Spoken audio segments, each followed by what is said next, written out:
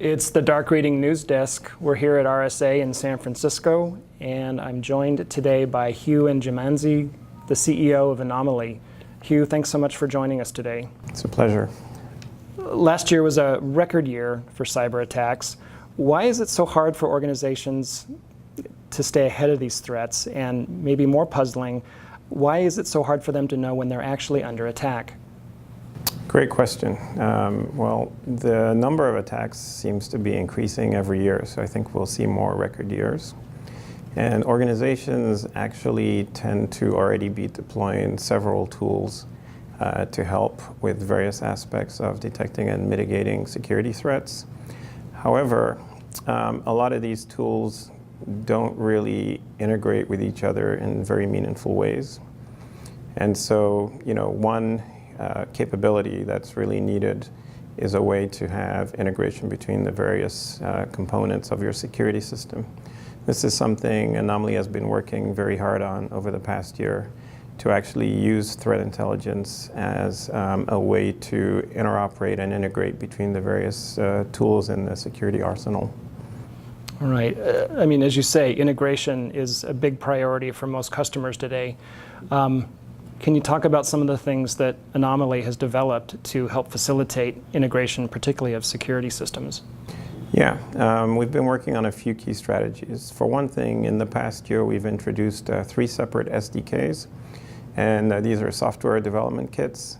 And the idea of these is to make it easy for the various subcomponents of a system to interoperate.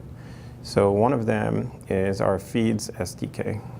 And that's designed to allow organizations and also partners that produce some of these threat intelligence feeds to take literally the best of breed feeds, integrate them into the system. And the point of that is if all the feeds can talk to one system, then each new feed that gets integrated can be distributed to all of the downstream systems that want to take the intelligence and make use of it. And so that's where our second SDK comes in, which is an SDK that makes it easy to do integrations with downstream consumers of threat intel like SIEMs, products like Splunk, ArcSight, IBM's QRadar, etc. And then we have a third software development kit that makes it easy for customers to actually enrich the threat intel data. So once there is something that's of interest, you can basically add contextual information about that particular threat or actor. Yeah, so that's one area. And the second area that we find very interesting in this context is the notion of analyzing the tools, techniques, and practices of our adversaries. And so we've integrated with frameworks like the MITRE ATT&CK framework, which basically makes it much easier to see the context of what the bad guys are doing and how. We're hearing a lot about threat intelligence and threat intelligence ecosystems here at RSA. Help us better understand what those terms mean. Sure. Well, it's hard for threat intel to solve problems by just interfacing with one tool. And so it's important to build integrations into all the other parts of that ecosystem. So tools like firewalls, SIEMs, which are security information event management systems, endpoint protection tools. There's also tools like email security gateways, and similarly with cloud infrastructure. And so the idea is to be able to integrate into all of those tools and provide a full contextual picture to coordinate the intelligence flowing through those systems. Okay. Some end users are pushing back, saying that they've already bought security tools, that they already have some automation in place. What's missing from the equation that allows threats like phishing to still be a problem? Yeah, well, being able to operationalize threat intelligence, it requires, number one, the integration between those tools, but also analytical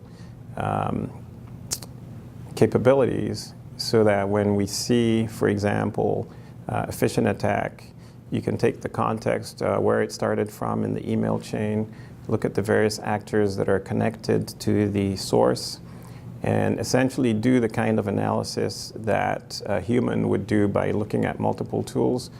We've actually worked on being able to automate a lot of those steps, and that requires talking to all the different tools in the chain. Okay. You mentioned this phrase, operationalizing threat intelligence. Is that analytics at work, or are some other sets of processes in place there? Yeah, there's a lot of pieces involved, depending on how you look at it, but it starts with being able to integrate the intelligence into tools that can consume it.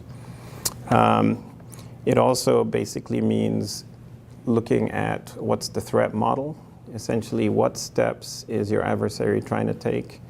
And so when you combine that analysis, you essentially want to look at how a human researcher would reach conclusions and provide tools that reduce the number of steps it takes to do that. As more organizations have come to believe they need to safeguard data,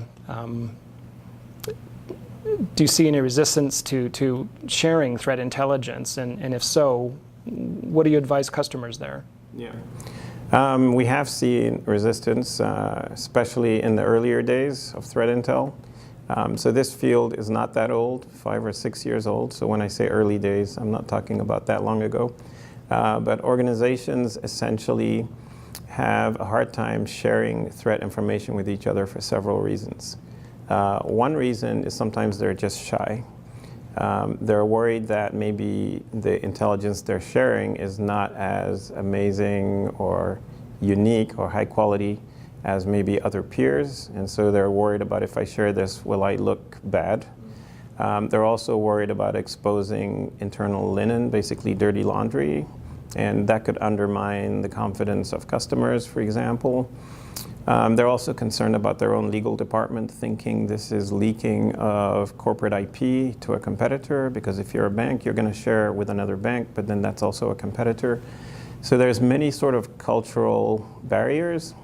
We see things getting a lot better. One of the areas we've focused on is on building tools that make it easy for organizations to essentially share information in a structured way that proves that they're collaborating on something for the good of the entire industry, as opposed to sharing proprietary IP.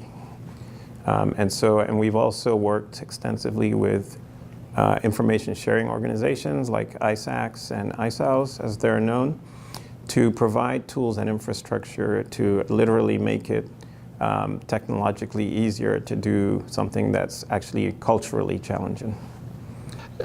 Anything else that Anomali is involved in that helps encourage that sort of information sharing?